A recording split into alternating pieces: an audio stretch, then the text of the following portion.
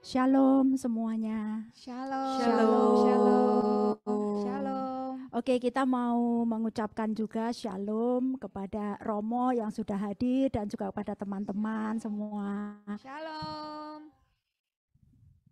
Shalom. Ya, shalom Romo. Shalom Romo. Jadi kita ada beberapa dari umat-umat di sini yang juga berkumpul di ruangan ini, Romo. Ya. Oke, mari kita mulai persekutuan doa kita pada siang hari ini. Sungguh kita bersyukur kepada Tuhan. Hari ini 2 minggu ya, 2 minggu sudah berlalu nggak berasa.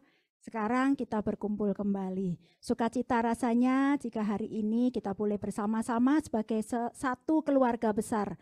Keluarga kerajaan Allah yang kita boleh bersama-sama bersekutu siang hari ini untuk memuji dan menyembah Dia. Amin. Mari kita mau bangkit berdiri.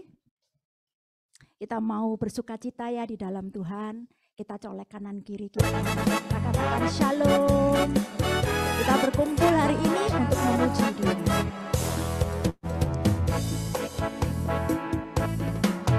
Kami berkumpul memuji-Mu, menyembah-Mu yang kudus. Kami berkumpul memuji-Mu, menyembah-Mu yang kudus. Pujilah Bapa, pujilah Putra, puji Roh Kudus ketiga yang esa. Pujilah Bapa, pujilah Putra, puji Roh Kudus ketiga yang esa. Haleluya. Haleluya. Haleluya. Haleluya. Haleluya. Kami berkumpul memuji-Mu, menyembah-Mu yang kudus. Kami berkumpul memuji-Mu, menyembah-Mu yang kudus. Pujilah Bapa, pujilah Putra, puji Roh Kudus ketiga yang esa. Pujilah Bapa, pujilah Putra, puji Roh Kudus ketiga yang esa. Haleluya. Haleluya. Haleluya. Haleluya. Haleluya.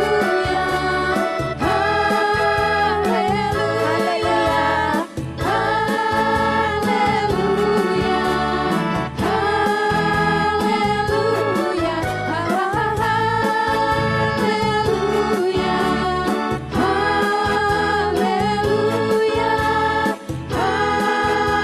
Haleluya. Haleluya. Haleluya. Haleluya. Kita berikan sorak-sorai untuk Tuhan. Selamat datang yang baru hadir. Selamat bergabung bersama kami. Mari kita mulai persekutuan doa kita pada siang hari ini di dalam nama Bapa dan Putra dan Roh Kudus. Amin. Selamat siang Allah Bapa, Allah Putra dan Allah Roh Kudus. Sungguh Bapa, Engkau begitu baik. Engkau menyediakan hari ini bagi setiap kami untuk boleh bersekutu di dalam nama-Mu. Meskipun di luar sana Tuhan, panas terik ataupun hujan, tapi kami hari ini datang ke tempat ini untuk memuji dan memuliakan nama-Mu. Juga kepada teman-teman kami yang berjoin dari Zoom, kami datang kepadamu Bapa, bersama-sama sebagai umat-Mu, karena kami rindu mengalami Engkau. Karena kami tahu setiap kebaikan-Mu yang Kau curahkan bagi setiap kami. Kami mau datang untuk mengucapkan syukur. Bukan berkat yang kami mau cari Tuhan, tapi hadirat-Mu. Karena kami tahu di dalam hadirat-Mu kami boleh tenang. Terima kasih Bapa, Kau berikan saudara-saudara sebelah kami satu dengan yang lain yang Kau hadirkan di tempat ini sebagai saudara di dalam Engkau. Terima kasih Tuhan. Biarlah saat ini kami mau mengangkat syukur kami di hadapan Engkau Allah yang begitu setia, Bapa yang selalu menggandeng setiap tangan kami, hari demi hari, tak pernah Engkau meninggalkan kami. Terimalah puji-pujian ini Bapa, Engkau Bapa yang setia.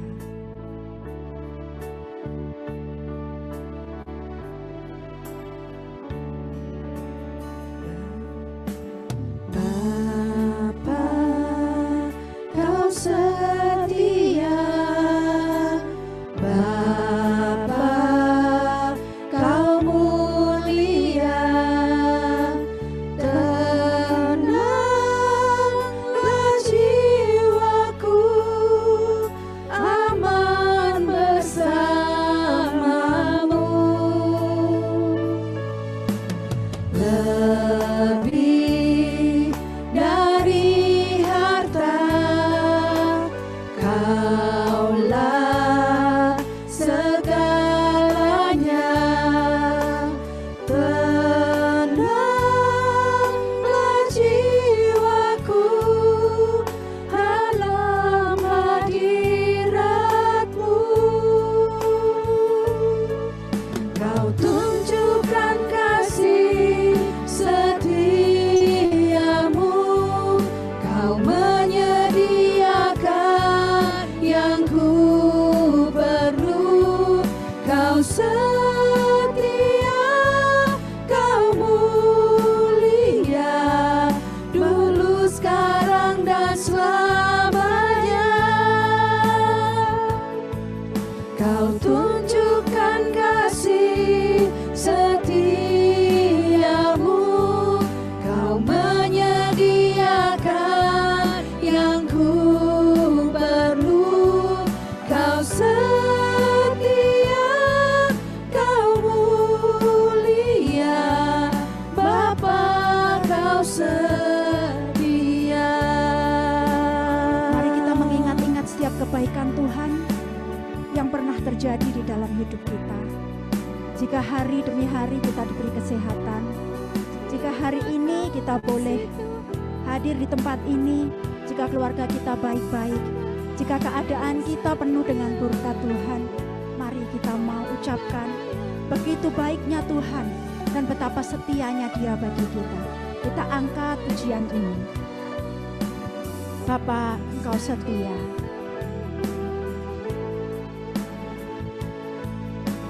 Bapa, Kau setia, Bapa, Kau mulia, tenanglah jiwaku, aman bersamamu.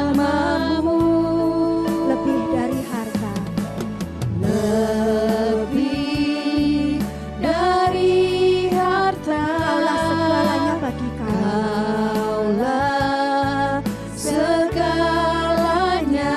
Tenanglah hati kami Bapa, Tenanglah jiwaku, aku aman bersamamu. dalam hadirat-Mu.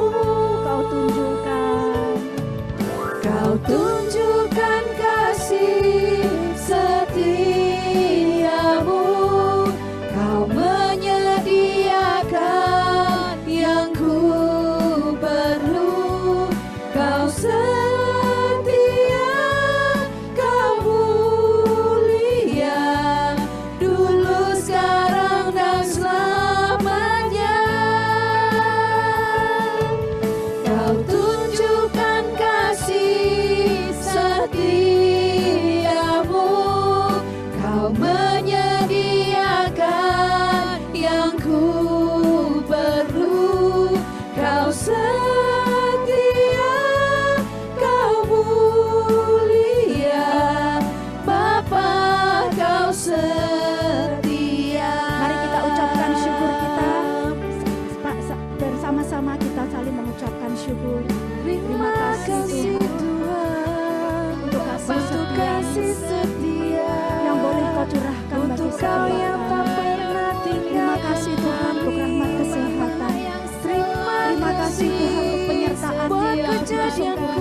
hidup kami. Terima kasih Tuhan, Engkau menggandeng tangan kami, Engkau menyertai kami di dalam suka dan duka.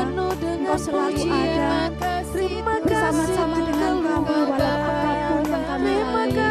Engkau Bapa yang selalu setia, Engkau Allah yang selalu hadir di dalam hidup kami. Terima kasih Tuhan, Engkau sungguh baik, kasih-Mu menyertai setiap kami. Engkau hadir di dalam hidup kami. Terima kasih Tuhan, sungguh Engkau begitu baik. Kau terlalu baik Tuhan, tiada pernah berubah dulu, sekarang selama-lamanya. Terima kasih Yesus, Kau tak pernah tinggalkanku, Kau tak pernah tinggalkan kami. Engkau Allah yang selalu menyertai kami. Kau tunjukkan kepada kami kasih setia. Kau tunjukkan kasih setiamu, Kau menyediakan yang ku perlu. Kau setia, Kau mulia, dulu, sekarang, dan selamanya. Kau tunjukkan kasih setiamu, Kau menyediakan yang ku perlu. Kau setia, Kau mulia, Bapa, Kau setia. Kau setia, Kau mulia. Engkau setia. Kau setia, Kau mulia. Engkau setia. Kau setia, Kau mulia, Bapa, Kau setia. Kita berikan sorak-sorai karena kesetiaannya bagi kita tidak pernah berhenti bahkan Amin. sampai hari ini. Mari kita mau terus memuji Tuhan bahwa sungguh Dia Bapa yang baik. Amin.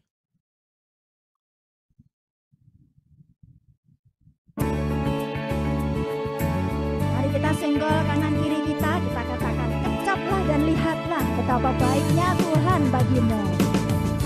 Kecaplah dan lihatlah betapa baiknya Tuhan itu. Rasakan dan nikmati kasih setia Tuhan. Kecaplah dan lihatlah betapa baiknya Tuhan itu. Rasakan dan nikmati kasih setia Tuhan. Syukur bagimu Tuhan, segala hormat bagimu Tuhan, Allah yang mengasihiku, Allah yang memeliharaku selamanya. Sekali lagi kita mau mengecap setiap kebaikan Tuhan. Kecaplah dan lihatlah Mari kita bersukacita untuk betapa Tuhan. baiknya Tuhan itu. Yes, Lord. Rasakan dan nikmati kasih setia Tuhan. Kecaplah dan lihatlah. Kecaplah dan lihatlah betapa baiknya Tuhan itu. Rasakan dan nikmati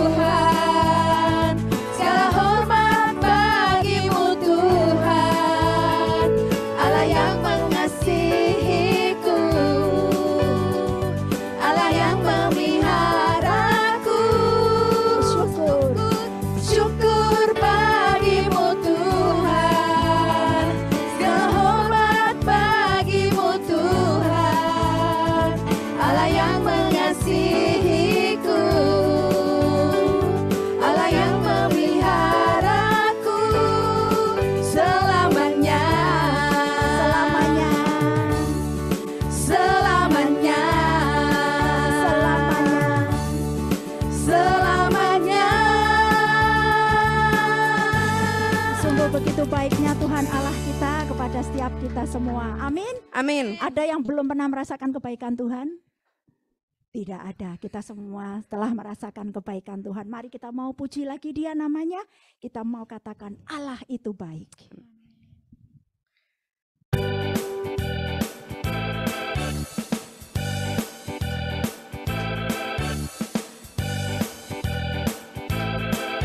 Allah itu baik, sungguh baik bagiku, ditunjukkannya kasih setianya yang menyediakan yang ku perlukan, menyatakan kebaikan, menyatakan kebaikan, menyatakan kebaikannya padaku. Kasih setianya, kasih setianya tak pernah berubah, dulu sekarang dan selamanya. Ajaiblah kuasa dalam namanya, Yesusku luar biasa. Allah itu baik. Amin. Allah itu baik, sungguh baik bagiku, ditunjukkannya kasih setianya yang menyediakan yang ku perlukan, menyatakan kebaikan, menyatakan kebaikan, menyatakan kebaikannya padaku. Kasih setianya tak pernah berubah, dulu sekarang dan selamanya. Ajaiblah kuasa dalam namanya, Yesusku luar biasa. Kasih setianya tak pernah berubah, dulu sekarang dan selamanya. Ajaiblah kuasa dalam namanya, Yesusku luar biasa. Yesusku luar biasa. Yesusku luar biasa. Yesusku luar biasa. Sungguh Yesus kita luar biasa. Dia yang Amin. telah menebus setiap dosa kita. Mari kita mau tenangkan hati. Kita mau masuk lebih dalam kehadirat Tuhan. Bapa yang baik, telah Kau lihat Tuhan setiap hati kami. Bagaimana kami mengakui kebaikan-Mu di dalam hidup kami. Engkau selalu ada bagi setiap kami. Tidak pernah Engkau meninggalkan kami Tuhan. Engkau bahkan mati di kayu salib untuk menebus setiap dosa kami. Kami tidak tahu dengan apa kami bisa membalas semua kebaikan. Satu hal yang kami tahu, kami bisa memberikan persembahan kepadamu. Persembahan yang kudus, yang hidup, dan yang berkenan kepada Engkau. Ini kami Bapa, kami membawa hidup kami untuk kami persembahkan kepadamu. Hati kami untuk Engkau bentuk seturut kehendak-Mu. Kami persembahkan tubuh ini untuk kemuliaan.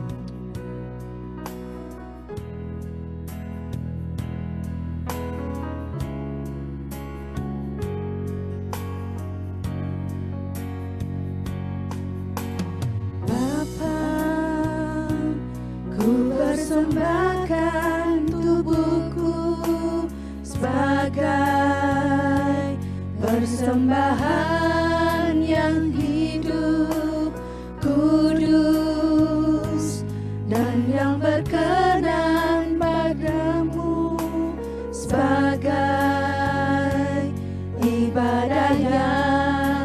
sejati. Kami persembahkan tubuh ini. Bapa, ku persembahkan tubuhku sebagai persembahan yang hidup, kudus, dan yang berkenan bagimu, sebagai persembahyan sejati. Ku sembah Kau, Tuhan. Ku sembah Kau, Tuhan. Ku serahkan hidupku kepadamu untuk kemuliaan nama-Mu.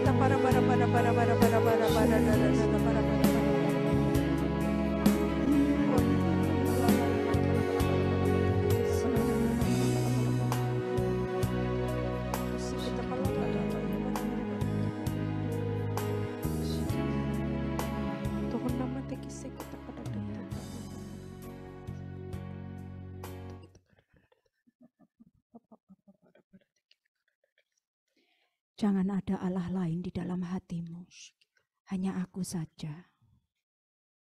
Terima kasih Tuhan.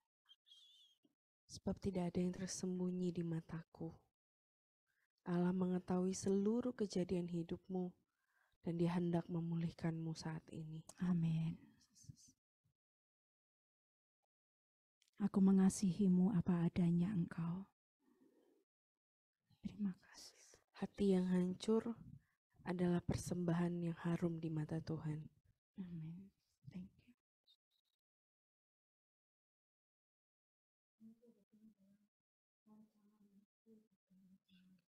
Thank you, Jesus.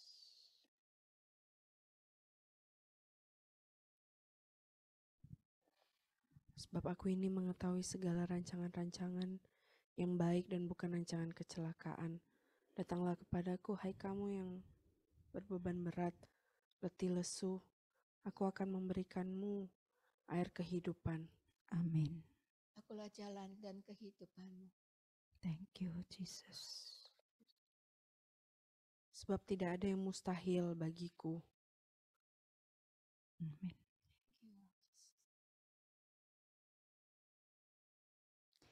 Terima kasih Allah Roh Kudus, dengan lembut Engkau hadir di dalam setiap hati kami. Dengan mata iman kami percaya Tuhan, tak ada satupun yang Engkau lewatkan. Engkau menghampiri setiap kami dan memberkati setiap kami. Terima kasih Allah Roh Kudus. Jika sebentar lagi kami akan duduk diam mendengarkan firman-Mu, kami percaya dengan pertolongan Roh Kudus-Mu, Engkau telah menyiapkan hati kami, pikiran kami, sehingga kami Engkau mampukan untuk mengerti setiap firman-Mu yang akan diwartakan pada siang hari ini.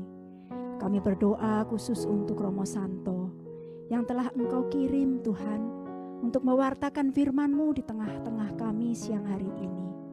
Biarlah Kau pakai Romo Santo sebebas-bebas-Mu untuk menyampaikan setiap kebenaran firman-Mu bagi setiap kami. Agar kami semakin memahami firman-Mu, kami semakin memahami Alkitab kami, kitab suci kami yang berisi firman-Mu dan kebenaran-kebenaran-Mu. Mampukan kami semua Tuhan untuk mengerti dan menjadi pelaku dari firman-Mu. Pakai Romo Santo sebebas-bebas-Mu Tuhan untuk mewartakan kebenaran-Mu siang hari ini. Dan bagi kami semua yang mendengarkan, baik kami yang berada di sini maupun yang berada di Zoom, agar kami semua Kau berikan hikmat, Kau berikan kemampuan untuk mengerti dan menjadi pelaku dari firman itu. Kemuliaan kepada Bapa dan Putra dan Roh Kudus. Seperti pada permulaan, sekarang, selalu, dan sepanjang segala abad. Amin. Silakan Romo Santo Romo Santo ini baru pertama kali ya hadir di PD kita. Mohon nanti untuk memperkenalkan diri Romo. Romo ini sedang berada di mana dan tugas di mana.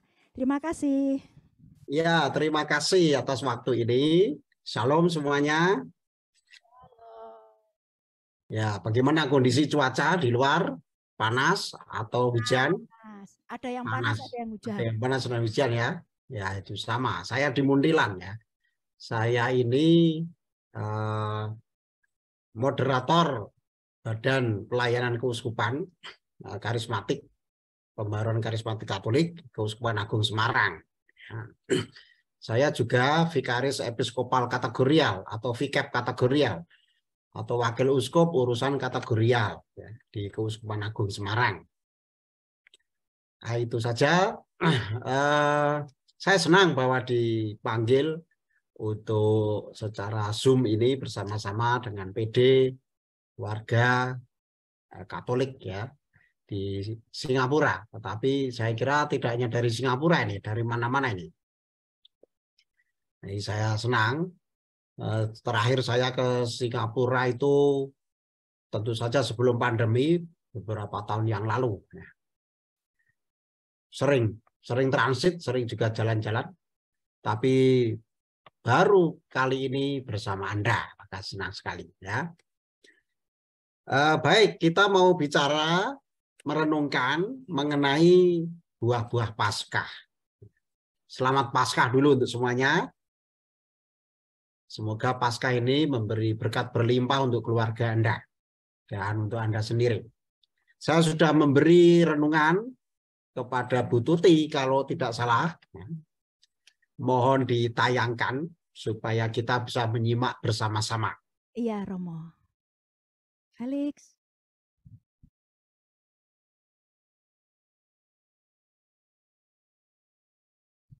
Ya, di situ judulnya adalah buah-buah Paskah. Namanya buah itu kita tahu sendiri, buah adalah sesuatu yang sangat diharapkan. Pohon ditanam karena mengharapkan adanya buah. Dan buah ini diharapkan memberi kehidupan. Nah, kalau kita bicara buah-buah Paskah itu berarti kita mengharapkan kehidupan dari buah sengsara, derita, wafat, dan kebangkitan Kristus. Dan itu benar, buah-buah Paskah itu akan kita renungkan dan apa konsekuensinya kalau kita sudah memakan buah Paskah yang menyelamatkan ini. Nah, next. Mari kita doakan ini, Kidung Efese. Kidung ini ditulis sebagai bagian dari liturgi yang sebetulnya juga menjadi ungkapan dari santo iman penulis surat Paulus kepada umat di Efese ini. Mari kita baca bersama-sama sebagai doa kita. Kita mulai ya, bersama-sama. Terpujilah Allah dan Bapa Tuhan kita Yesus Kristus, yang dalam Kristus telah mengaruniakan kepada kita segala berkat rohani di dalam surga. Sebab di dalam Dia Allah telah memilih kita sebelum dunia dijadikan, supaya kita kudus dan tak bercacat di hadapannya. Dalam kasih Ia telah menentukan kita dari semula oleh Yesus Kristus untuk menjadi anak-anak-Nya sesuai dengan kerelaan kehendak-Nya, supaya terpujilah kasih karunia-Nya yang mulia yang dikaruniakannya kepada kita di dalam Dia yang dikasihinya. Sebab di dalam Dia dan oleh darah-Nya kita beroleh penebusan, yaitu pengampunan dosa, menurut kekayaan kasih karunia-Nya yang dilimpahkannya kepada kita dalam segala hikmat dan pengertian.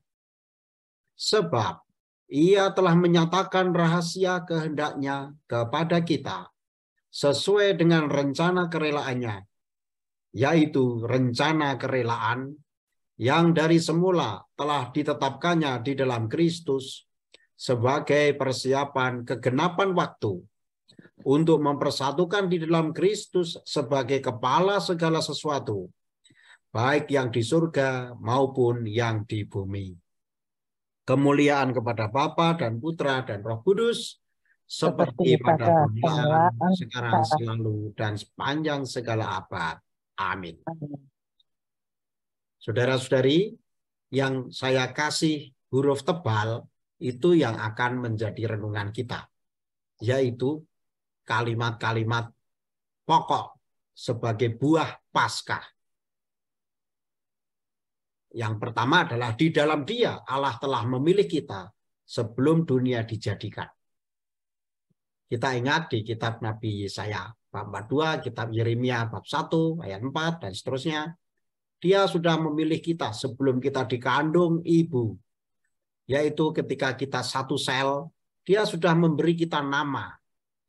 Aku menulis namamu, aku telah mengenal engkau sebelum engkau di dalam rahim ibumu. Itu berarti di mana? Ketika satu sel kita sudah jadi pribadi, yaitu ketika di tuba falopi, ya, pertemuan antara sel telur dan sel sperma dari bapak ibu kita itu terjadi di tuba falopi. Ketika satu sel itu Dia sudah memberi kita hembusan roh sehingga kita hidup. Jadi sebelum itu pun kita sudah dipilih. Ya. Bahkan sebelum dunia dijadikan. Itu yang pertama ya, rencana ini rencana Tuhan yang hebat untuk kita.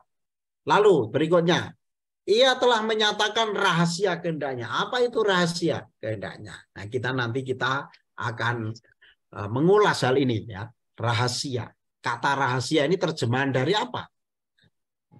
Kok main rahasia-rahasiaan? Nah itu ya, kalau di dalam bahasa Indonesia kata rahasia itu nggak bunyi apa-apa itu, malah kayak peta umpet atau kayak sulap ya. Tapi kata rahasia di kitab suci itu beda. Nanti kita lihat asal katanya dari mana dan kenapa diterjemahkan rahasia ya. Itu. Lalu di dalam Kristus itu sebagai persiapan kegenapan waktu. Jadi kita itu persiapan kegenapan waktu. Kita sudah menuju ke kegenapan waktu, menuju arah yang benar. We are on the right track. Ya, kita tracknya menuju kegenapan di dalam Kristus. Ya. Nah ini, lalu bagaimana? Apa yang harus kita lakukan dalam persiapan ini? Dan kapan kegenapan waktu itu? Itu buah Paskah. Baik, kita mau merenungkan itu, ya. Mari kita lihat halaman berikutnya, kita renungkan dulu mengenai hakikat Paskah. Paskah dari kata aslinya itu Pesah. Hurufnya P, S, dan H. Dalam bahasa Ibrani kita hanya mengenal huruf-huruf ini. Sedangkan A, I, U, E, O-nya, ya, hanya kita mengenal konsonan, vokalnya itu ditulis dalam kode-kode, ya. Tapi huruf pokoknya itu PSH. Bahasa Arab juga begitu, ya, sama bahasa Timur Tengah begitu. Nah, artinya bisa timpang, pincang, bisa melangkah atau melangkahi, bisa melewati, bisa berarti berjalan, berlalu, ya, lalu lintas itu Pesah, ya. Nah, itu Kak, Anda bisa lihat di 2 Samuel 4 ayat 4, 1 Raja-Raja 18 ayat 21 tentang arti kata-kata itu yang memakai juga kata PSH. Ya. Kata melangkahi itu ada di Keluaran 12 ayat 13, 23, 27. Ketika bangsa Mesir dilangkahi oleh Tuhan, ya. Yaitu Tuhan melewati atau melangkahi rumah-rumah yang melakukan persyaratan Paskah. Ini jadi PSH itu artinya harafiah seperti itu. Nah, perayaan Paskah sendiri sudah ada sejak sebelum Israel sadar sebagai suatu bangsa yang dipilih Tuhan. Awalnya dirayakan saja secara alamiah oleh para gembala. para gembala mengorbankan hewan muda, entah kambing, entah sapi, kepada siapapun entah namanya. Waktu itu belum kenal Yahweh, Tuhan Allah. Pokoknya yang Maha Esa, yang Maha Kuasa. Tujuannya supaya ternaknya digembalakan dengan baik oleh Tuhan, ternaknya menjadi berkembang biak dengan subur, rumput-rumput tumbuh dengan subur, dan ternaknya bisa makan minum dengan sehat. Perayaan itu kemudian digabungkan dengan suatu perayaan lain, yaitu perayaan roti tidak beragi. Ini perayaan pertanian setelah bangsa Israel tinggal di Kanaan. Nah, sebelum tinggal di Kanaan, mereka perayaan kehewanan, perayaan peternakan, perayaan hewan-hewanan. Setelah tinggal di Kanaan, mereka bercocok tangan, lalu menjadi perayaan tumbuh-tumbuhan, yaitu roti gandum, persembahan gandum tidak beragi. Jadi ini sebetulnya alamiah soal kehidupan sehari-hari. Kalau Anda lihat di Asia Tenggara juga, saya nggak tahu di Singapura apakah ada, tapi kalau di negara lain itu gampang ditemui. Perayaan pertanian, perikanan itu ada ya. Ya, sedekah bumi kalau di Indonesia, atau kambingnya kalau di Gunung Bromo itu ya, ada kambing, ada ayam yang terbaik dimasukkan ke kawah, ya, dimasukkan dalam crater itu lalu menjadi persembahan ya, supaya hasil bumi dan ternak akan subur.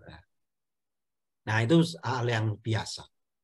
Dan itu dilakukan selama seminggu. Anda bisa lihat di Keluaran 23, 34. Ya. Dari satu sabat ke sabat berikutnya. Dari Sabtu ke Sabtu. Ya. Jadi perayaan panen itu juga sama, ditetapkan pada 7 minggu setelah perayaan roti tidak beragi. Setelah itu ada panenan. Jadi ini syukuran dan permohonan. Syukuran dan permohonan itu artinya Paskah. Atas ternak dan atas hasil pertanian yang membuat kita hidup. Anda butuh protein hewani, Anda butuh karbohidrat, protein nabati, dan itu semua membuat kita hidup. Dan bagi orang beriman itu semua dicanangkan sebagai berkat dari Tuhan, pemberian dari Tuhan. Next. Apa arti Pesah selanjutnya? Nah, kita kenal 5 kitab Musa. Singkatannya kakak ibu, ya. Kejadian, Keluaran, ya. Imamat, Bilangan, Ulangan. Itu 5 kitab Musa yang disebut Pentateuch. Pentateuch, ya. Penta itu 5. Kelima kitab ini menghubungkan perayaan roti tidak beragi dengan dibebaskannya bangsa Israel dari Mesir. Jadi roti tidak beragi atau Paskah tadi, baik Paskah dalam arti hewan maupun Paskah dalam arti roti, gandum, itu dijadikan peringatan atas berjalannya keluar bangsa Israel dari perbudakan Mesir. Pembebasan dari perbudakan Mesir. Nah, ini arti berikutnya. Yang dulunya cuma syukuran atas hasil pertanian dan hasil peternakan, sekarang menjadi syukuran atas dibebaskannya bangsa Israel dari Mesir, dari perbudakan politik. Dulu yang namanya perbudakan atau penjajahan, kolonialisme, di zaman Israel kuno itu caranya tidak seperti kolonialisme modern. Kolonialisme modern adalah kalau bangsa Indonesia dijajah oleh Belanda, maka Belanda datang ke Indonesia mengangkut hasil bumi, dijual, hasil tambang dijual untuk kepentingan Belanda. Kalau zaman Israel kuno tidak begitu. Israel kuno dijajah oleh Mesir, caranya bangsa Israel lah yang diangkut ke Mesir. Dijadikan budak atau tenaga kerja murah tanpa upah. Hanya dikasih makan minum yang minim saja. Itu artinya kolonialisme di zaman Israel kuno itu. Ya, sekitar 4.000 tahun sebelum Masehi. Nah, jadi pembebasan bangsa Israel dari Mesir itu artinya bangsa Israel keluar dari negeri Mesir pulang ke Israel. Jadi nggak kayak Indonesia merdeka dari Belanda, memproklamirkan diri lalu melawan dengan tembakan-tembakan, bambu runcing, dengan perang, lalu bangsa Belanda pergi dari Indonesia. Oh, bukan begitu. Tapi Israel yang dijajah ini dibawa ke Mesir. Nah, sekarang pembebasannya keluar dari Mesir. Ya, jelas ya? Jadi geraknya jelas, gerak Paskahnya itu jelas. Karena tidak mungkin bangsa Indonesia mengalami Paskah. Kenapa? Karena tidak pernah pergi dari penjajahan.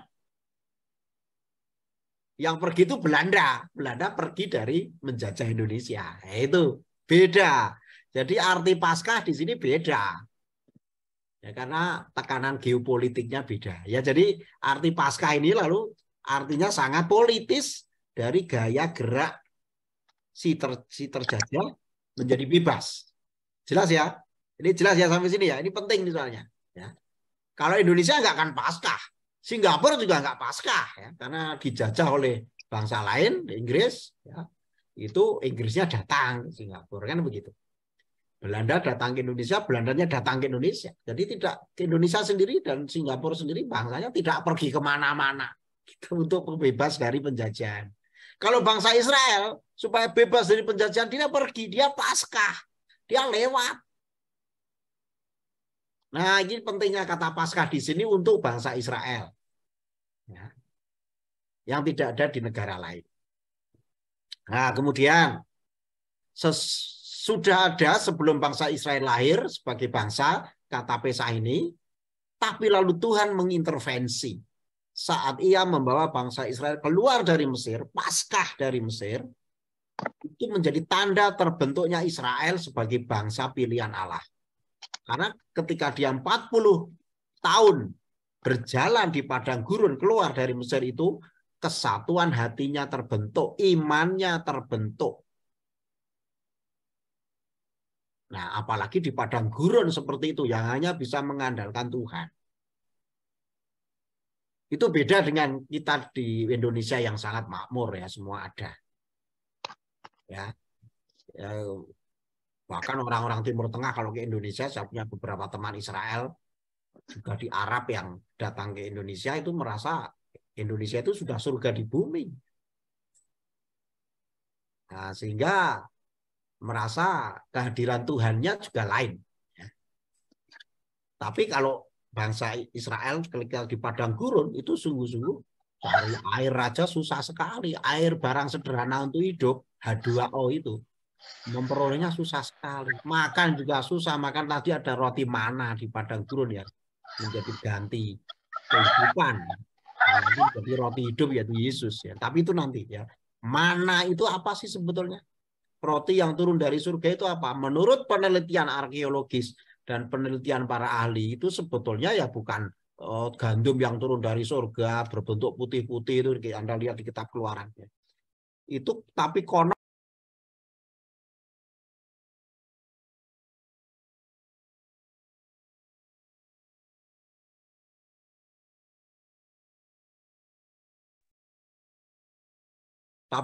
itu adalah sarang laba-laba yang ketika embun turun itu menjadi putih-putih mengkilap itu lalu dimakan. Yaitu ada yang mengatakan gitu dianggap roti yang turun dari surga atau seperti roti yang turun dari surga. Nah, itu kan menderita ya kan. Lalu yang di sana ada makanannya madu di padang gurun itu juga ada lebah-lebah yang ada menghasilkan madu juga. Nah, itu sebetulnya sengsara, itu makanan orang sengsara. Maka itu diimani sebagai anugerah Tuhan. Nah, dengan berjalan di padang gurun selama 40 tahun itu, satu generasi, lihat betapa iman Israel terbentuk, kekompakannya, religiusitasnya. Ya melihat awan saja bagaikan tugu awan dari Tuhan. Melihat petir aja melihat seperti tugu api dari Tuhan. Ya, lihat itu. Gejala-gejala alam mereka hayati sebagai tanda-tanda Tuhan yang hadir membimbing. Nah, karena itu proses pembebasan ini mencapai puncaknya saat mereka masuk ke tanah terjanji. Mereka rayakan Paskah dengan sukacita. Maka kedua perayaan tersebut lalu digabung, Paskah dan perayaan roti tak beragi, memperingati kejadian bebasnya Israel dari Mesir sampai masuk tanah terjanji. Dirayakan sampai pada zaman Kristus dan para rasul sebagai peringatan pembebasan dari perbudakan Mesir. Dan jadi ada pergeseran makna. Yang pertama tadi apa? Syukur atas hewan-hewan dan mohon supaya hewannya nanti panen yang berlimpah. Yang kedua, syukur atas hasil pertanian supaya dan mohon supaya hasil pertanian nanti melimpah. Yang pertama. Yang kedua, syukur atas pembebasan bangsa dari penjajahan Mesir. Pembebasan politik. Nah, lalu kita ke halaman berikutnya, arti yang ketiga dari Paskah. Ini yang disebut misteri Paskah Kristus. Mengapa misteri namanya? Nah, ini nanti saya jelaskan. Ini menurut Sacrosanctum Concilium, artikel 5, 10, 47, dan 61. Ya, itu hasil konsili Vatikan kedua. Mari kita baca, silakan dibaca rame-rame, mari kita baca berbunyi ya. Adapun karya penebusan umat manusia dan pemuliaan Allah yang sempurna itu telah diawali dengan karya agung Allah di tengah umat perjanjian lama. Karya itu diselesaikan oleh Kristus Tuhan, terutama dengan misteri Paskah, sengsaranya yang suci, kebangkitannya dari alam maut, dan kenaikannya dalam kemuliaan. Dengan misteri itu, Kristus menghancurkan maut dengan wafatnya dan membangun kembali hidup kita dengan kebangkitannya. Sebab dari lambung Kristus yang beradu di salib, muncullah sakramen seluruh gereja yang mengagumkan. Nah, maka pergesernya kan, bukan lagi syukur atas ternak dan hasil bumi, bukan lagi tentang pembebasan politik Israel dari Mesir, namun sekarang dalam misteri Kristus, ya, oleh Tuhan Yesus sendiri, Paskah lalu diangkat menjadi pembebasan manusia dari kematian akibat dosa. Ya, ini lalu tidak hanya soal untuk bangsa Israel, tapi untuk seluruh manusia. Manusia Indonesia, manusia Asia, manusia Amerika, Latin maupun Amerika Utara.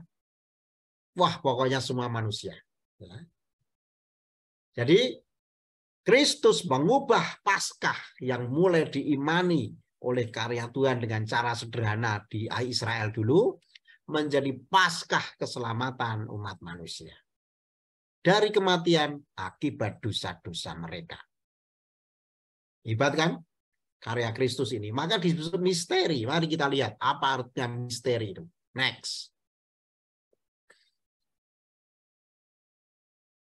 Nah, tadi waktu kita berdoa dari hidung Efese, kita menyatakan ada kata rahasia.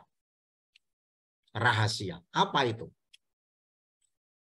Itu artinya bahwa muncul kesadaran manusia, ada rahasia yang bekerja dalam hidup ini. Yaitu Allah sendiri yang menyelamatkan kita melalui Yesus Kristus dalam kuasa Roh Kudus.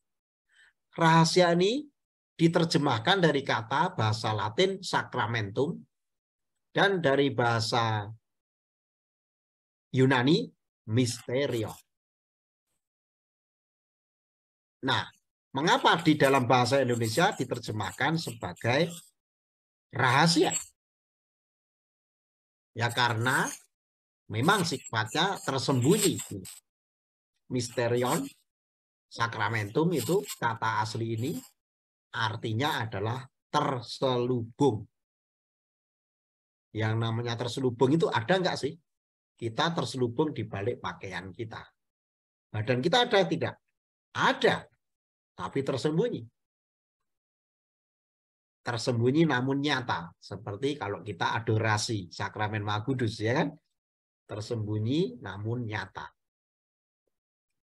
Nah, tetapi terjemahan ini berasal dari terjemahan Latin dan Yunani, yaitu sakramentum atau mysterion. Misteri itu artinya selubung. Sakramen juga selubung. Di Indonesia menjadi rahasia. Harusnya kalau diterjemahkan selubung gitu saja malah bagus. Atau sakramen gitu aja malah bagus. Karena kita tahu artinya sakramen. Ya. Kalau misteri agak aneh. Dalam kosakata Indonesia, kata misteri dan kata rahasia itu agak aneh. Ya. Misterius, ya apalagi gitu ya. Seperti film horor atau apa ya. Enggak, ini sebetulnya arti katanya sebenarnya adalah selubung, terselubung. Allah yang hadir terselubung dalam kejadian sehari-hari. Nah, arti yang kedua dari buah misteri Paskah Kristus adalah munculnya gereja sebagai kesatuan umat Paskah. Umat baru yang bukan Israel kuno dulu yang bersyukur karena Paskah kambing dan Paskah roti dan Paskah dari penjajahan Mesir, tapi sekarang Paskah kita semua yang merupakan pembebasan dari penjajahan dosa. Sekaligus yang kepada gereja dianugerahkan sakramen-sakramen atau misterion-misterion atau yang terselubung-terselubung itu kehadiran Allah yang nyata dalam 7 sakramen. Gereja yang satu, kudus, katolik, apostolik ini muncul berkat janji Kristus yang dihadirkan Roh Kudus untuk melahirkan gereja. Matius 16 ayat 18. Tuhan menjanjikan gereja. Engkaulah Petrus, dan di atas batu karang si Petrus ini akan kudirikan gerejaku, dan alam maut tidak akan menguasainya. Akan artinya belum. Akan terbentuk setelah Roh Kudus turun atas para rasul sebagai buah kebangkitan Kristus. Lalu terjadi 3.000 orang menjadi dibaptis, menjadi warga gereja yang pertama kalinya. Nah, Petrus sendiri dan para rasul diangkat menjadi pengurus-pengurusnya, gembala-gembala gereja yang pertama kali. Yang lalu ketika gereja dari 3.000 orang ini berkembang ke seluruh dunia, menjadi berlipat-lipat, pengurusnya pun diteruskan ke seluruh dunia dari zaman ke zaman. Petrus diganti oleh Paus, sampai sekarang Paus yang ke-266, Paus Fransiskus.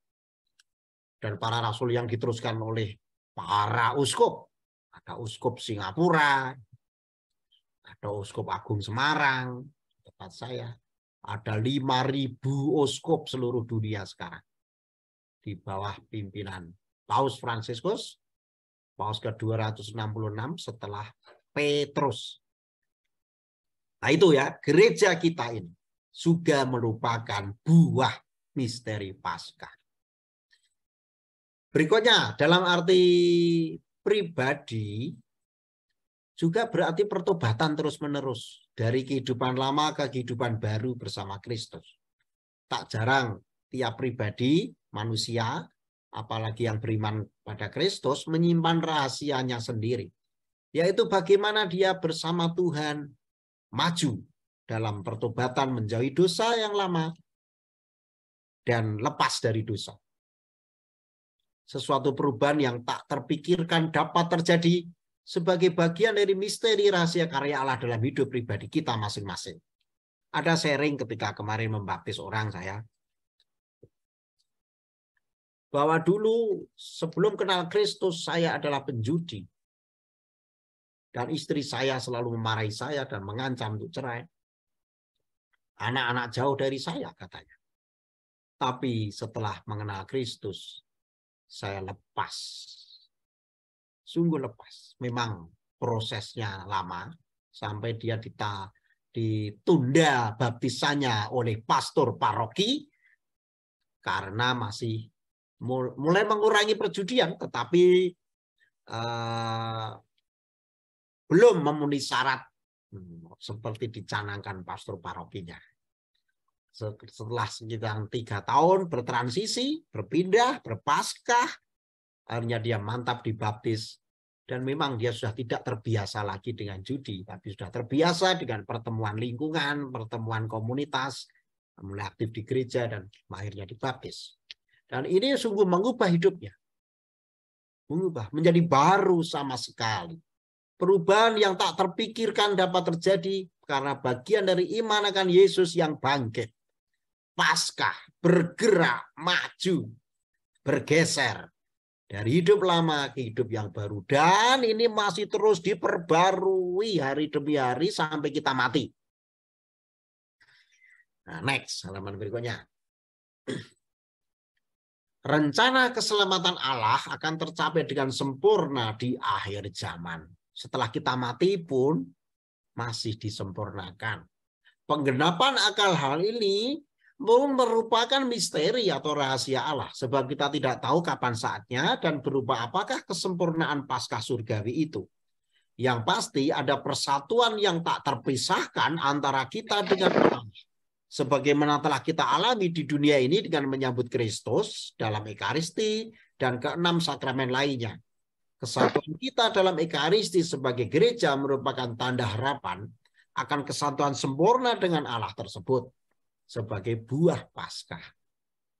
Bapak-bapak tadi yang dibaptis lalu berubah terus-menerus makin sempurna, juga hidup kita masing-masing merupakan buah Paskah. Seperti Tuhan mengatakan di Matius bab 5 ayat 48, hendaklah engkau sempurna seperti Bapa di surga sempurna adanya. Jadi selalu menyempurnakan diri sampai saatnya Tuhan sendiri yang menyempurnakan dalam kesatuan erat dengan Bapa.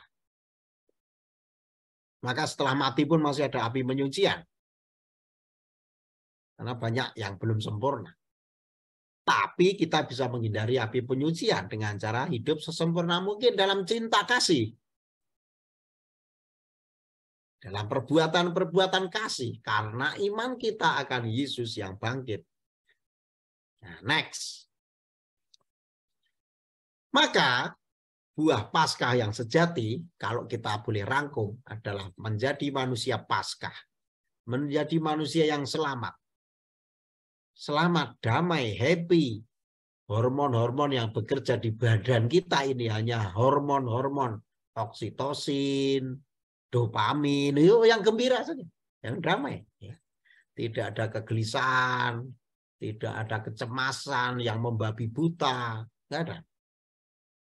Karena dengan Kristus bangkit, iman kita tidak sia-sia. Semua perilaku kita tidak sia-sia.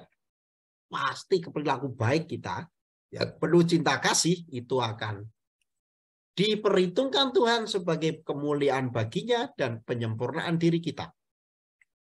Jika Kristus tidak bangkit, sia-sialah iman kita, kata Santo Paulus di 1 Korintus 15. Dan ingat bahwa ia ditikam karena kejahatan kita, berarti kita pun mesti waspada. Bahwa kita masih bisa menikam Kristus, menyalibkan dia. Tapi ingat, Yesus turut merasakan kelemahan kita. Ia telah belajar menjadi taat dan menjadi pokok keselamatan abadi bagi semua yang taat kepadanya. Artinya kita sendiri pun mesti taat. Maka kalau kita boleh rangkum, apa ciri manusia Paskah yang sudah mengalami buah-buah Paskah? Pertama, beriman. Iman akan Kristus yang bangkit. Yang beda dengan iman orang-orang lain. Ya. Iman akan Kristus yang bangkit itu beda. Karena kalau hanya iman pada nabi-nabi, ya biasa. Mereka orang biasa. Walaupun hebat memang. Tapi mereka lahir. Yang namanya lahir itu biasa. Kita juga lahir. Ya. Yang namanya sakit, menderita, biasa. Setiap orang sakit, menderita. Dalam perjuangan hidup. Oke. Mati, ya para nabi mati. Mereka mati. Biasa. Kita juga mati nanti. Tapi yang bangkit siapa? Yang bangkit dari maut siapa? Hanya Yesus Kristus. Dan dia yang membawa orang-orang lain bangkit pada Kristus. Maka beriman pada yang demikian ini harus tampak dalam perilaku. Antara lain, pro kebenaran dan keadilan. Karena dia menjadi taat pada kebenaran dan keadilan Allah Bapa sendiri. Ketika melihat ketidakbenaran, kita mulai radar, hati kita mulai berdengung, alarming, gitu. Begitu melihat ketidakadilan, alarming, lama. Ya, ingat ini, bahaya ini. Yang ketiga, berempati dan solider pada sesama yang KLMTD. Itu KAS singkatan dari Keuskupan Agung Semarang. KLMTD. Kecil, lemah, miskin, tersingkir, difabel. Ya, kecil, lemah, miskin, tersingkir, difabel. Berempati dan solider pada saudara-saudari kita itu. Ya. Berikutnya adalah konsisten taat pada ajaran gereja. Ajaran gereja itu sejak ajaran teologi sampai ajaran moral, semuanya ada. Bahkan ajaran sosial, kemasyarakatan, semua ada. Kemudian cirinya bersekutu dalam komunitas gereja. Komunitas kita, KKIHS, tapi juga paroki, bersekutu di komunitas-komunitas itu. Jangan lupa menerima sakramen-sakramen secara rutin, teratur, sebagaimana kita makan, minum, istirahat teratur, berobat teratur, ya kan? Menerima sakramen-sakramen demi keselamatan kekal, apalagi itu obat untuk hidup kekal, itu makanan untuk hidup kekal. Seperti halnya obat dan makanan kita yang teratur, kita pun menerima itu. Dan menghadapi apapun yang terjadi dengan sukacita, bahkan ketika mengalami penderitaan sekalipun. Santo Paulus menasihati dalam suratnya pada umat di Filipi, bab 4 ayat 4. Bersukacitalah senantiasa dalam Tuhan, sekali lagi kukatakan bersukacitalah. Ya, ini hormon sukacita yang mesti mendominasi hidup kita, ya, karena kita memang tidak ingin kita ini menjadi orang-orang sedih. Santo Bapak Fransiskus itu dalam ensikliknya itu yang Sukacita Injil, ya, dia mengatakan orang Katolik itu namanya sudah menerima sukacita Injil kebangkitan, kok pulang dari gereja seperti orang pulang dari kuburan. Ya, pada sedih, pada merengut, ya, cemberut. Ayo kita menjadi manusia Paskah. Kubur yang gelap dikalahkannya menjadi terang benderang. Memang kematian itu gelap, ya. Kita semua akan mengalami kematian. Penderitaan pasti. Tetapi kegelapan itu kalau bersama Kristus, ditanggung bersama Kristus, nggak masalah sama sekali. Ya, kita sudah mengalami sakit semua ya nih. Siapa yang mengalami diabetes, siapa yang mengalami asam urat. Sakit kan itu. Atau sakit yang lebih parah. Nanti itu belum apa-apa. Puncaknya adalah kematian. Kita semua akan mati. Tapi sama-sama sakit diabetes, kita yang Katolik, yang mengimani Kristus, yang bangkit, tentu beda dengan orang yang tidak mengimani Kristus. Yang di kayu salib dia ditantang oleh kepala pasukan, diejek-ejek oleh orang-orang banyak. Kalau kamu putra Allah, turunlah dari salib. Kenapa dia tidak mau turun dari salib? Ya kan nggak mau turun kan? Kalau mau turun gampang nggak? Gampang sekali. Kamu yang bisa memelekkan orang buta. Kamu yang bisa membuat orang tuli mendengar. Kamu yang bisa membuat berjalan orang yang lumpuh. Masa turun dari salib nggak bisa? Bisa nggak? Bisa. Tapi Yesus mau nggak? Nggak mau. Kenapa? Karena dia menjadi sahabat bagi kita. Dia tidak ngeprank. Dia akan mengatakan, engkaulah sahabatku. Aku tidak menyebut kamu hamba, melainkan sahabat. Sahabat dalam suka duka, dalam penderitaan, dalam kematian. Kalau Yesus turun dari salib, saya hanya tepuk tangan. Oh, dia orang sakti. Dikagumi, tetapi dia bukan sahabatku karena dia tidak berani mati menemani aku yang bisa mati ini. Syukur Yesus tidak mau turun dari salib dan dia mati di kayu salib, dikubur. Pada hari ketiga dia bangkit, sehingga aku yang mati mengalami kegelapan makam, kegelapan hidup ini puncaknya ya, puncak hidup ini kegelapan yaitu mati, itu jadi punya teman dan masa depanku jelas. Karena itu aku bersuka cita. Bukan dalam arti cengengesan, guyang-guyu, tertawa, tertiwi ke sana kemari, bukan. Tetapi hati batinku terdalam. Aku punya sahabat yang membuat aku bersuka cita. Apapun keadaanku, apapun keadaan dunia ini.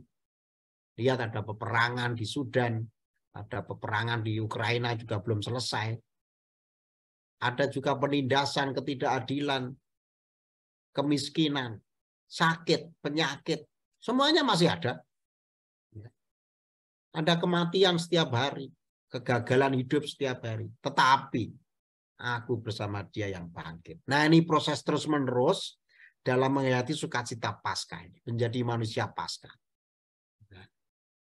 Next. Saya kira itu yang jadi renungan kita. Apa yang Anda dapatkan dari renungan ini, tolong dibatinkan sendiri-sendiri. Sebetulnya kalau ada tanya jawab bagus ya. Tapi saya nggak tahu apakah waktunya cukup. Boleh sharing, boleh tanya jawab. Saya tidak tahu. Saya kembalikan kepada tim multimedia. Terima kasih. Boleh aja sih kalau mau ada tanya jawab, tapi mungkin nggak banyak ya. Ada beberapa pertanyaan, silahkan. Dari sini ada yang mau tanya? Berarti ada yang mau tanya nggak? Saya aja Romo yang nanya kalau gitu. Iya, silakan. Oke, ya tadi kan dikatakan tadi saya membayangkan ya dari tempat yang Paskah tadi ya. Yang dari Paskah tadi dari pernyataannya Romo, saya itu bisa membayangkan gitu. Ya ampun, memang keadaan lagi di padang gurun gitu ya. Ngelihat petir jadi kayak tiang awan gitu, tiang api gitu ya. Ini sepertinya agak sulit buat orang yang sedang mengalami pergumulan gitu ya. Jadi bisa melihat ada kebaikan-kebaikan Tuhan sebetulnya. Tapi untuk orang yang sedang mengalami pergumulan tuh rasanya sulit sekali Romo. Untuk bisa bersyukur, untuk bisa melihat ada yang baiknya gitu loh. Yang dilihat itu yang enggak baik. Mungkin Romo ada enggak itu tips untuk bisa membuat kita paling tidak bisa melewati gitu ya. Terima kasih Romo. Terima kasih Ibu. Ini Ibu siapa? Oh, saya Bu Tuti. Bu Tuti mau. Ya, terima kasih Bu Tuti. Nah, catatan dulu ya, kitab suci itu ditulis secara post factum. Kitab suci ditulis secara post factum. Ya, jadi kejadiannya terjadi, kemudian para penulis suci ini merenungkan, lalu menuliskan. Menuliskannya tidak begini, ya, tapi begini. Nah, karena ditatah di perkamen ya, atau di kulit kambing, kulit sapi waktu itu ya. Jadi sangat post factum namanya. Ya. Jadi bukan laporan di koran, bukan pula laporan sejarah itu kitab suci. Anda sudah tahu pelajaran kitab suci ya awalnya. Nah, maka kitab suci adalah hasil renungan iman umat beriman.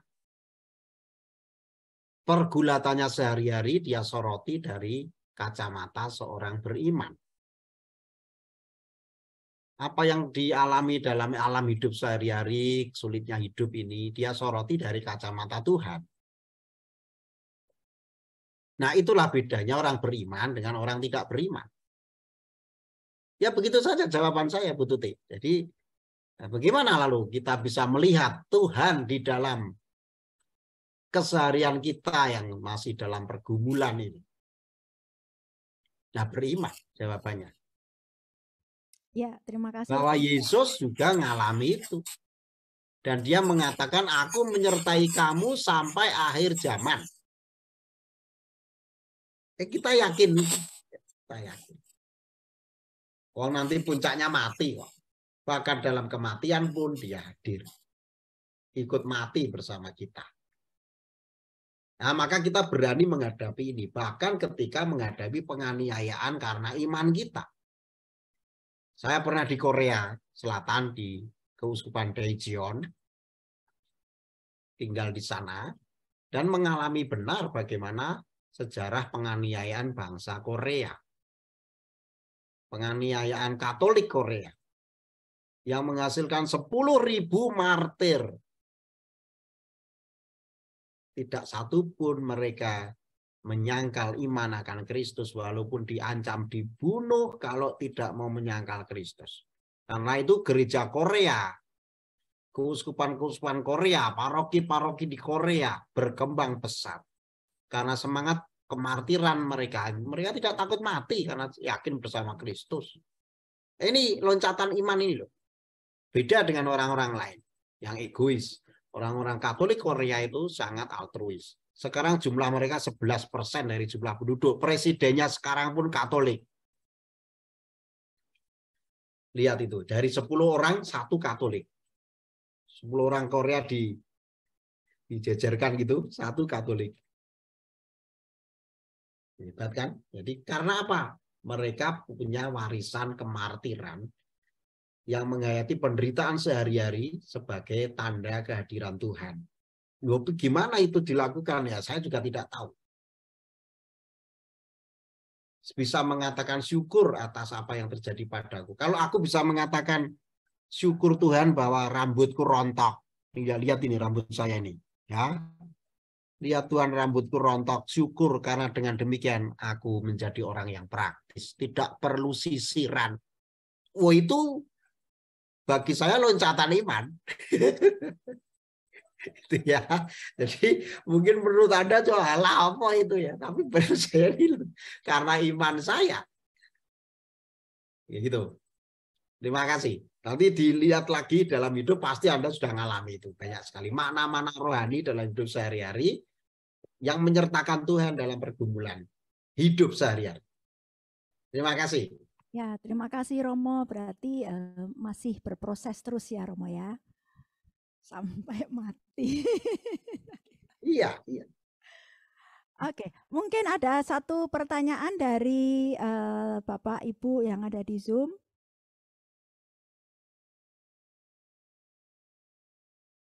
Silakan untuk unmute.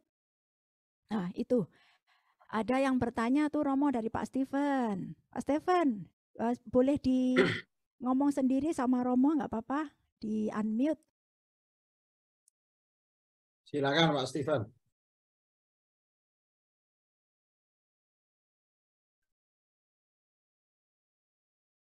Oh ya, sudah. Oh, okay. Saya bisa baca ya. Oh ya. Bagaimana agar iman bisa tumbuh? Ya ini iman yang rela berkorban, bahkan nyawanya. Ya saya cerita tentang Korea tadi ya, saya lanjutkan ya.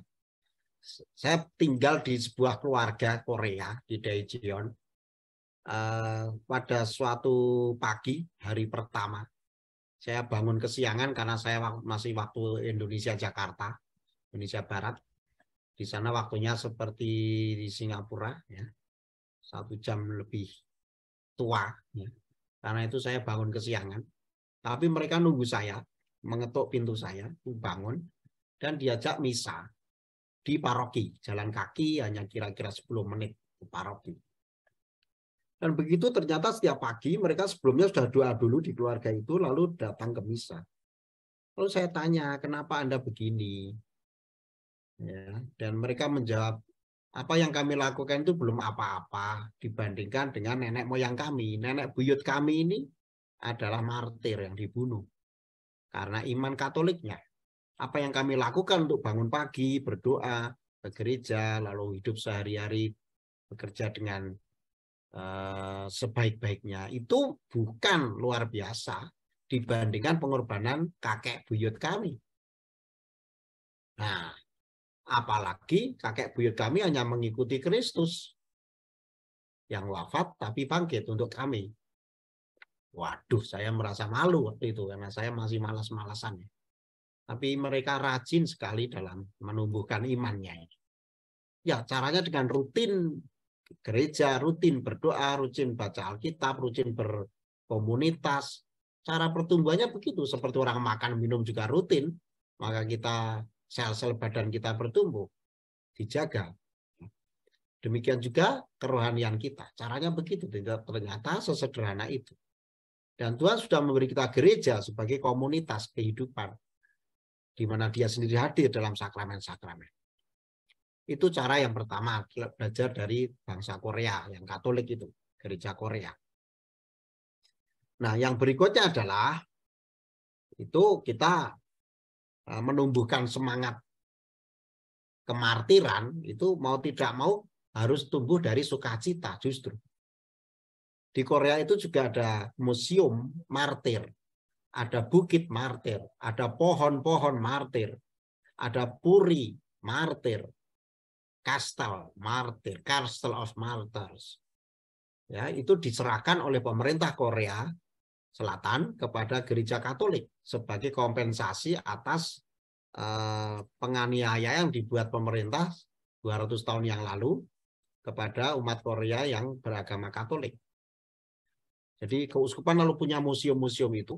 Dan di salah satu museum itu ada museum tempat penyiksaan. Alat-alat penyiksaan masih ada lengkap. Juga ada surat-surat mereka ketika sebelum meninggal.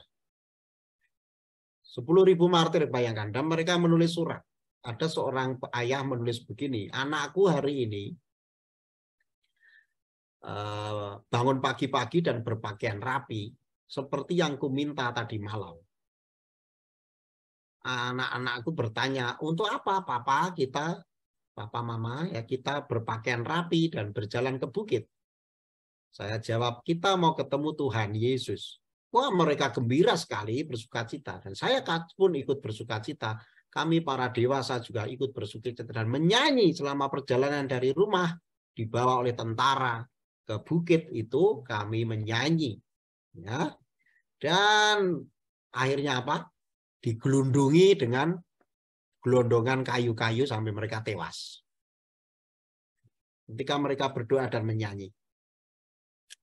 Nah, jadi ini seperti ini.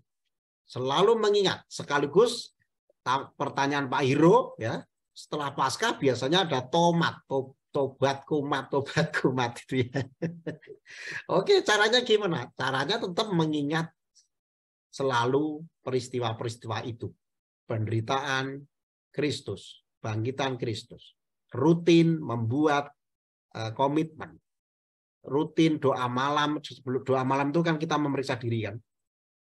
Ya, doa malam itu ada saat memeriksa diri, apa yang kulakukan hari ini, apa yang kusyukuri, apa yang mengecewakan hati Tuhan hari ini, siapa saja yang mengecewakan hatiku hari ini, apa yang harus buat dan niatkan, serahkan pada Tuhan, lalu ditutup doa malam, pohon berkat, lalu tidur nyenyak kan gitu. Kalau kita lakukan itu rutin, kita bertumbuh Pak, bukan merosot. Jadi mekanisme tomat itu, tobat kumat itu tidak akan terjadi kalau kita melakukannya dengan cara berjenjang. Kita anggap tomatnya itu berjenjang, bukan merosot. Tapi dalam rangka naik kelas. Makin sempurna. Karena tidak ada waktu yang terulang. Nggak ada. Tidak ada dosa yang sama. Ya. Dosa saya sama seperti tahun lalu atau bulan lalu, nggak mungkin. Ya. Dosa itu pasti unik satu-satunya itu. Begitu juga kebaikan, itu unik satu-satunya hanya kita buat di detik ini. Detik nanti belum terjadi, detik kemarin sudah terjadi, nggak akan terjadi lagi. Tapi kebaikan itu selalu unik, maka bikinlah kebaikan selagi bisa. Unik kok soalnya, tidak mungkin itu terulang. Dan itu membentuk kepribadian kita. Hendaklah kamu sempurna seperti Bapa di surga sempurna. Gitu ya, Pak Hiro. Ya. Pak Stefan ya, terima kasih. Ya. Sudah menjawab. Terima kasih Romo. Mungkin kita sudahin dulu ya untuk tanya jawab. Nanti lain waktu kita bertemu kembali lebih panjang waktunya ya. Ya, syukur saya bisa ke Singapura ya. Iya, Romo ditunggu nih. Ya, sudah lama saya tidak ke situ. Ya, terima Terima kasih. kasih. Ya, terima kasih sekali untuk pengajarannya hari ini, luar biasa. Saya secara pribadi mendapatkan banyak sekali ya. Satu hal yang saya ingat itu masalah rutinitas sakramen yang rutin, pengakuan dosa yang rutin, kebiasaan-kebiasaan baik yang rutin dilakukan, itu saya yang ingat-ingat pesan dari Romo ya. Ya, mungkin dari masing-masing kita juga pasti punya pesan sendiri-sendiri. Romo dan teman-teman, Bapak Ibu semua, setelah ini masih ada beberapa acara, masih ada doa syafaat dan kemudian pengumuman. Romo jangan leave dulu ya, nanti boleh mohon doakan kami semua dan memberikan berkat kepada kami semua. Oke, kita masih dalam suasana doa. Kita siapkan doa syafaat.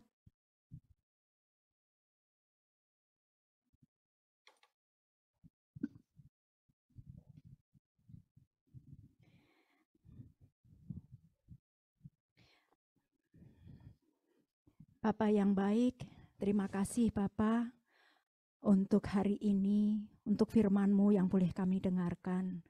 Sungguh kami merasakan kami begitu dikasihi oleh Engkau. Engkau yang telah menyiapkan rencana yang baik sejak semula bagi kami semua. Bapa, kami mempunyai beberapa permohonan.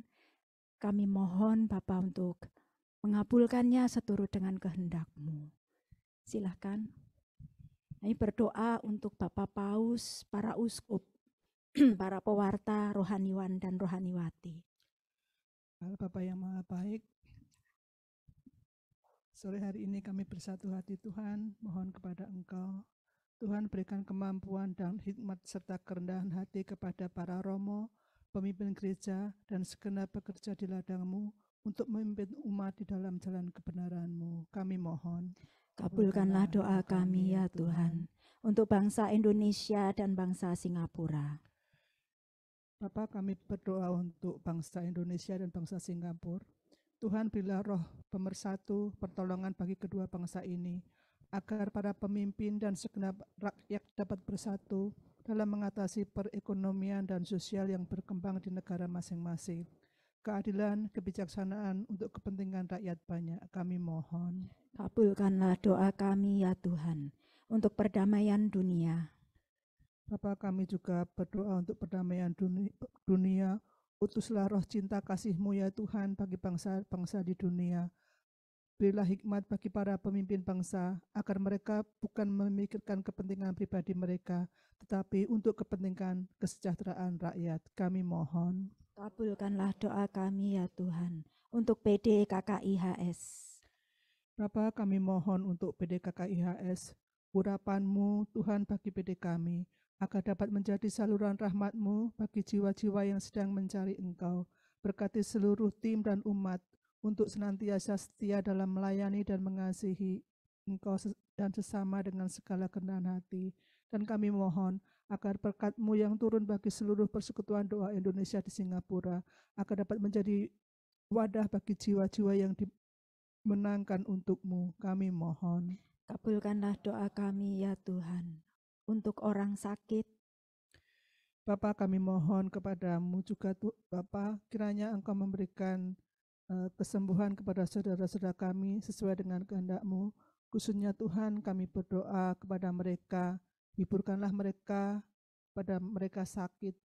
Tetap kuatkan iman mereka Tuhan, Engkau beri penghiburan kepada sukacita kepada saudara-saudara kami yang sedang sakit, khususnya yang kami kenal Tuhan, yang memohon doa bagi kami, untuk saudara kami Agnes, untuk saudara kami Ibu Beni, dan kami juga bersyukur Tuhan untuk saudara kami Andy yang telah recover dengan baik Tuhan. Kami sungguh merasakan kasih-Mu yang Kau berikan kepadanya Tuhan.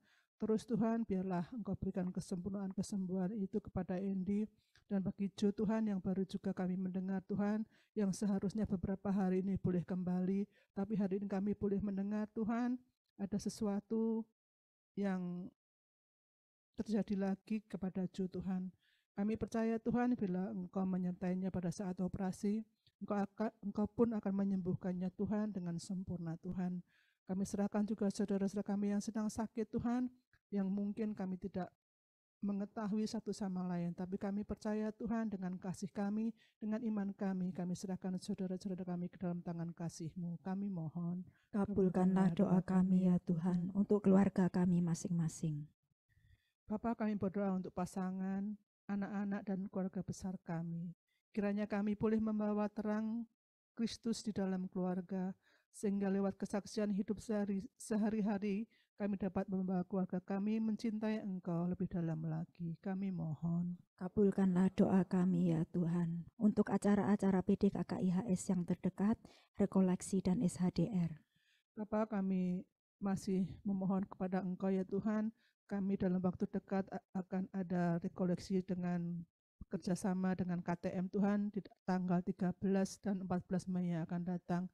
Tuhan, Kau tahu kami sudah merencanakan ini jauh-jauh hari, kami sudah mempersiapkannya Tuhan, dari kami KKIHS juga dari KTM Tuhan.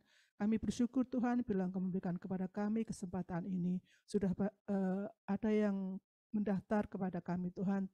Mungkin masih ada waktu Tuhan, kiranya Engkau Allah Roh Kudus yang menyentuh setiap umat-Mu supaya boleh dapat mengikuti rekoleksi ini Tuhan. Juga untuk SHDR yang akan datang Tuhan, kiranya Engkau sendiri juga Tuhan yang memenuhi sukacita seperti hari ini Tuhan. Kami boleh melewati Paskah Tuhan.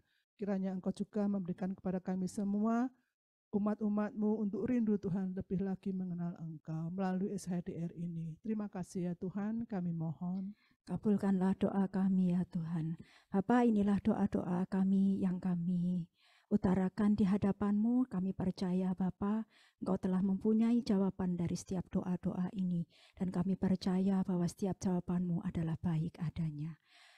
Bapa, kami juga bersatu hati berdoa untuk Romo Santo yang hari ini telah Kau pakai Tuhan untuk mewartakan firman-Mu.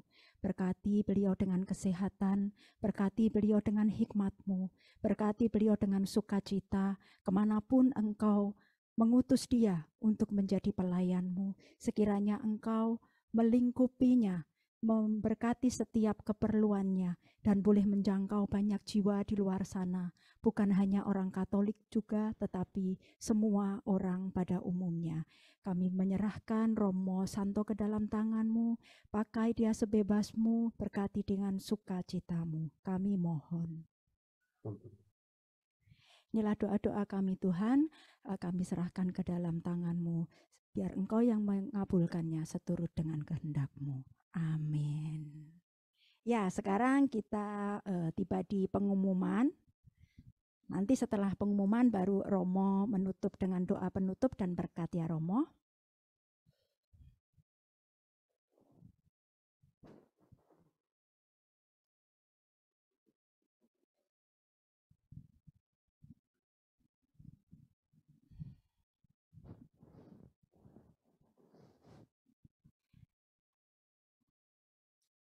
Ya, pertama-tama kami dari PDKKIHS mengucapkan terima kasih kepada Romo Yohanes Dwi Harsanto PR atas kesediaan dan waktunya untuk memberikan renungan pada hari ini. PDKKIHS juga mengucapkan terima kasih kepada Bapak Ibu yang sudah hadir secara onsite di sini dan juga pada umat-umat yang hadir secara online di Zoom.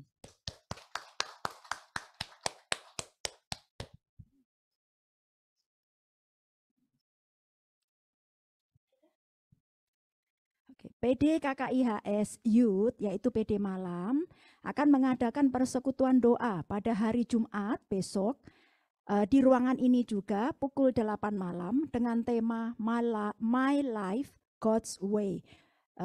Dibawakan oleh Brother Roy Afis.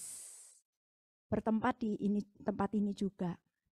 Ini hanya untuk on-site.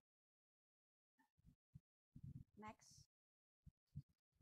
Ini flyernya mungkin bisa difoto untuk di-share kepada yang muda-muda. Misa Jumat pertama dan adorasi sakramen Maha Kudus diadakan pada tanggal 5 Mei pukul 8 malam bertempat di Gereja Risen Christ Tuapayo, dan selebrannya adalah Romo Camelus Camus dan Romo Sambodo SSCC. Misa ini diselenggarakan oleh KKIS, KKIHS, dan Komindo. Silahkan untuk hadir bersama-sama dengan kita semua. Next. PD siang selanjutnya adalah hari Kamis tanggal 11 Mei pukul 2.30 siang waktu Singapura bersama Romo Valentinus Maria CSI. Nah, Romo ini hadir secara on-site di sini ya, di ruangan ini juga dengan tema mengenal Roh Kudus melalui Bunda Maria. Silahkan untuk hadir kembali tanggal 11 Mei di ruangan ini bersama Romo Valen. Dan untuk yang di luar Singapura akan kami bagikan link password dan meeting ID-nya. Next. Acara rekoleksi KKIHS bekerja sama dengan KTM, yaitu pada hari Sabtu dan Minggu, tanggal 13 dan 14 Mei.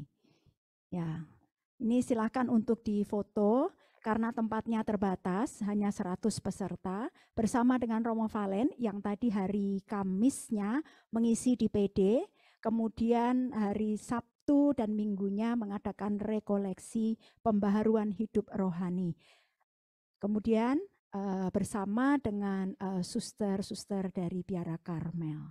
Sayang sekali ya kalau kita lewatkan kesempatan ini karena tidak mudah untuk bisa mengundang Romo, pewarta, dan suster juga datang ke Singapura secara on-site. Jadi jangan lewatkan dengan biaya $35. Silahkan untuk mendaftar ke Ibu Eti. Silahkan juga untuk menyebarkan flyer ini kepada teman-teman mungkin yang ada di Singapura atau mungkin yang pas tanggal tersebut dari orang Jakarta, dari orang Indonesia yang sedang berada di sini, silahkan untuk bergabung bersama-sama dengan kami. Next. Hari Minggu Paskah ke-7, 5, 6. Lupa. Misa Minggu Paskah ke-6 diselenggarakan pada hari Minggu tanggal 14 Mei, hari Minggu ini sekaligus penutupan acara rekoleksi yang tadi akan ditutup dengan misa, tetapi misa ini boleh untuk umum, tidak hanya untuk yang mengikuti rekoleksi saja. Selebrannya adalah Romo Valen juga, dan bersama dengan Suster Biara Karmel. Oh ya, juga ada Romo ko-selebran ya, Romo Rusdi Santoso. Wah, luar biasa. Ada 2 romo pada hari itu, bertempatnya di gereja Our Lady of Lourdes di Jalan Ophir Road. Silahkan untuk hadir, mungkin memfoto ataupun men-sharekan flyer ini. Ya, acara SHDR yang tadi sudah kita doakan, KKIHS mengadakan SHDR pada hari Jumat sampai Minggu, tanggal 21 sampai tanggal 23 bulan Juli tahun ini. Silakan untuk memarkdown dulu ya tanggal tersebut karena berkenaan dengan izin yang sedang kami apply-kan, menunggu approval. Ya, keterangan untuk lebih detailnya akan kami update kemudian. Nah, untuk yang hadir di sini, apakah ada umat yang pertama kali hadir? Oh, tidak ada, kita mengenal. Yang baru pertama kali hadir. Silakan untuk berdiri, kami hanya mau perkenalan. Namanya siapa, dari mana, dibawa oleh siapa, itu aja. Silakan.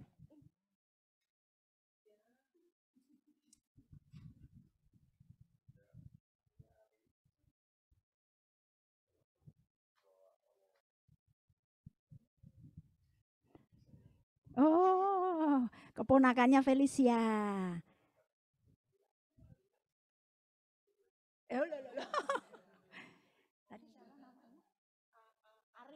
Ari ya.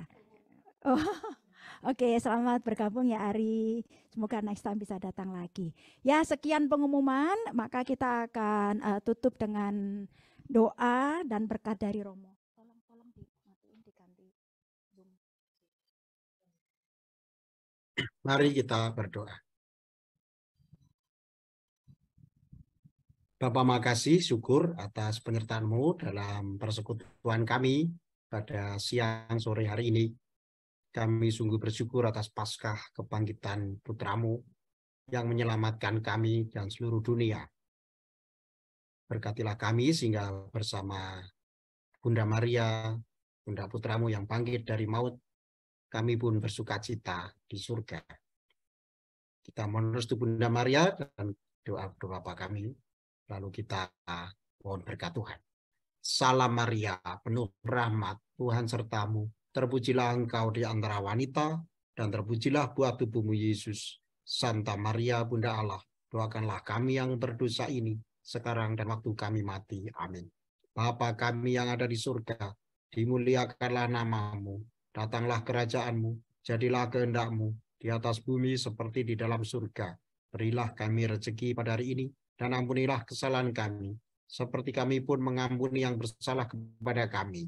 Dan janganlah masukkan kami ke dalam pencobaan, tapi bebaskanlah kami dari yang jahat. Amin. Tuhan bersamamu.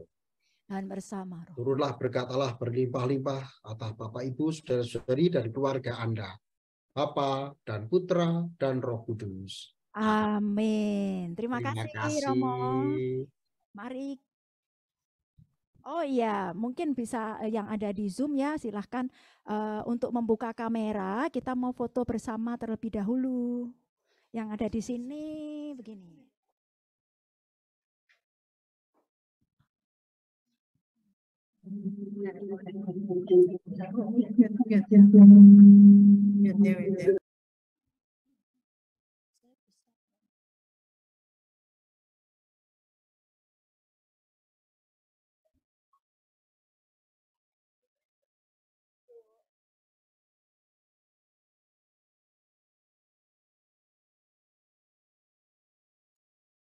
Saya.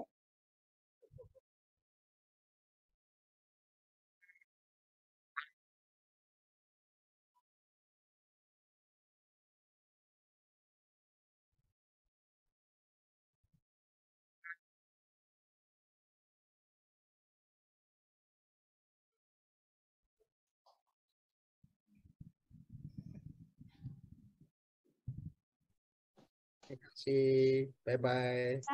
Bentar ya.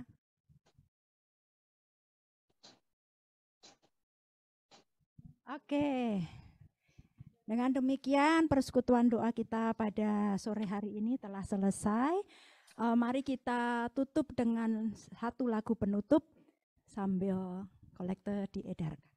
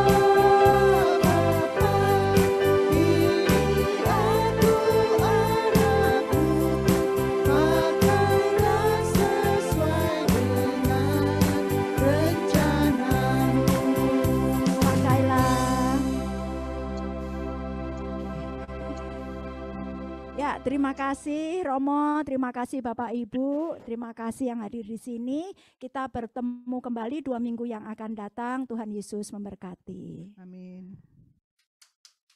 Aduh, ada pertanyaan susulan Mo. Oh, Romo mau tanya nih, ada teman bilang bahwa Romo bisa ngobatin orang yang kena eksorsis, yang kena barang halus, betul ya? bener Ini nih. gosipnya nih Mo. Bener ya, Romo? silakan baca saja sharing saya di katolisitas.org. Ya, Nanti lewat Miss Tuti saya beritahu Ya Mo. sharing saya. Ya, bener. Iya. Oke, terima kasih Romo. Sampai ketemu lagi. Okay, bless you. Bye-bye.